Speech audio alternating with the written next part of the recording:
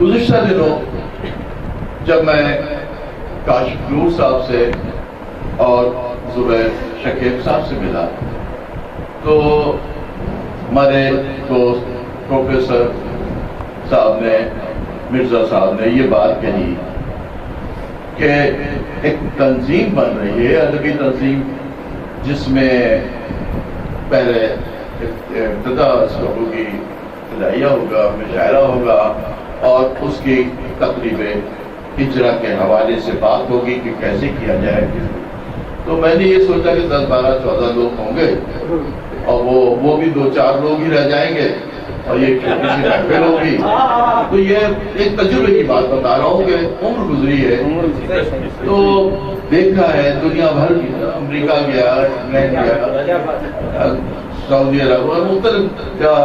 Dubai وغیرہ مشاعرے جہاں جہاں پاکستان میں، ہندوستان میں بہت مشاعرے پڑے۔ یہ سب دیکھتے ہوئے میرے ذہن میں یہی تھا، میں دیکھ رہا ہوں کہ شاید ہی کوئی گیا ہو، باقی اور لوگ آئے ہیں،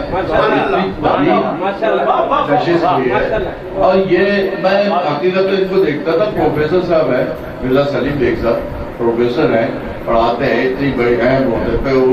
شعبہ اردو کے سربراہ، چھوٹی سی عمر میں، خیال میں شاید ہی میرے کہنے میں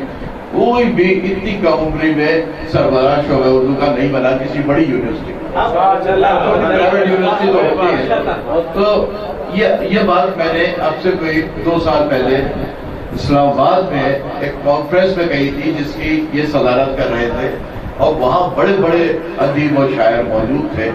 اس کے علاوہ خیرپور میں عالمی ادبی کانفرنس ہوئی، اس میں موجود تھے۔ اور آج میں ان کو کہتا ہوں کہ یہ جادوگر ہیں، یہ جادوگر ہی نہیں ہے تو کیا ہے، ادب میں اتنا نہیں ہوتا، اتنے لوگ نہیں آتے۔ اور پھر ناصر رضا جعفری صاحب جیسے شخصیت اور یہ سارے جتنے اس کا نام لوں، ناصر رضا جعفری صاحب سے بات کریں، بڑے اچھے شاعر ہیں، ادب کی خدمت کی ہے، اتنے کالجز آج کے حیدرآباد میں ہیں، چاہتے تو دنیا کے کیا کچھ نہیں کر سکتے تھے، کہیں جا کے بڑا 5 سٹار ہوگا، پھر بعد تک مگر تعلیم کی، علم کی خدمت یہ کرنے کے لیے وہ کیوں کر رہے ہیں؟ ان کا تعلق اس سے جو یعنی دبستان ادب کا معمار ہے، جو شہر ادب کے، جو یعنی یہ کہنا چاہیے کہ وہ اس نے یعنی میں وہ الفاظ نہیں لا رہا ہوں جب میں ان کو جانتا ہوں، آج سے نہیں جانتا ہوں، 60 سال سے جانتا ہوں اور ان کا کام جانتا ہوں۔ اور یہ دیکھتے ہوئے جس نے بات کی ابتدا میں کہ کس طریقے سے انہوں نے، مرزا سلیم بیگ صاحب نے بتایا کس طریقے سے انہوں نے کام کیا، ناصر رضا جعفری صاحب نے،